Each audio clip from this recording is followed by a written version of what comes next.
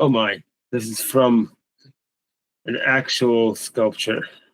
There's kind of it's very careful, and there's a nice attention to like the detail as well as the material qualities of the original, which is the part that is happening here because this is not a cast, it's not a plaster cast.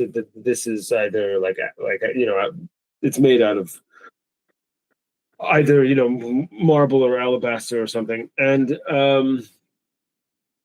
that is of course, and you're able to convey that.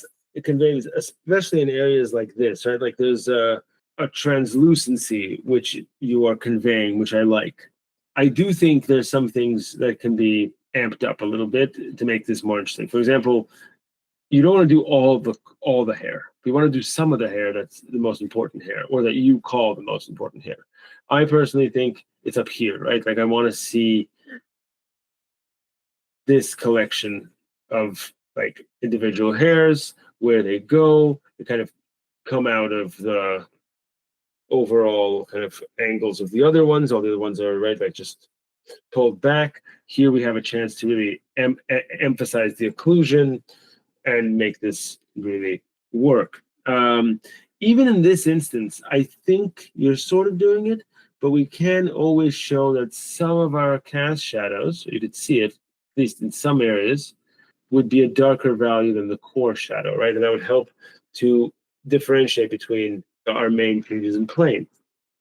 In terms of what we have here, the nose is like, the shape of it is a little bit off.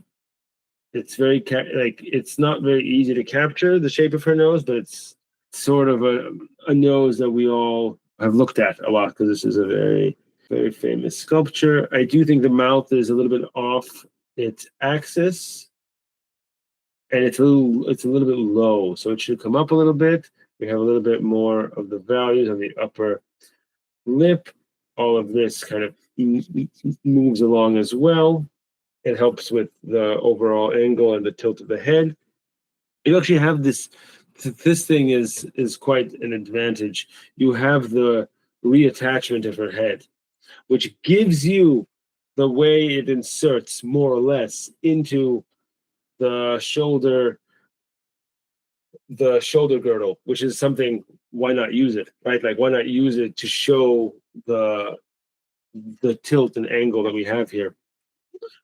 Yeah, and I think I would also, if you can, get a little bit more highlighty, right? In a way that maybe isn't like, if we want to preserve the material quality that you already have in some areas, right? You don't need to get like, it's not like that kind of a highlight, but it's just a generally lighter little area to help to make things a little bit rounder, especially in some of these more intricate parts like her lips or even just the upper lid here, eyeball, all that stuff, right? And so on and so forth. It's like it's almost where it needs to be, but you can use a little bit more.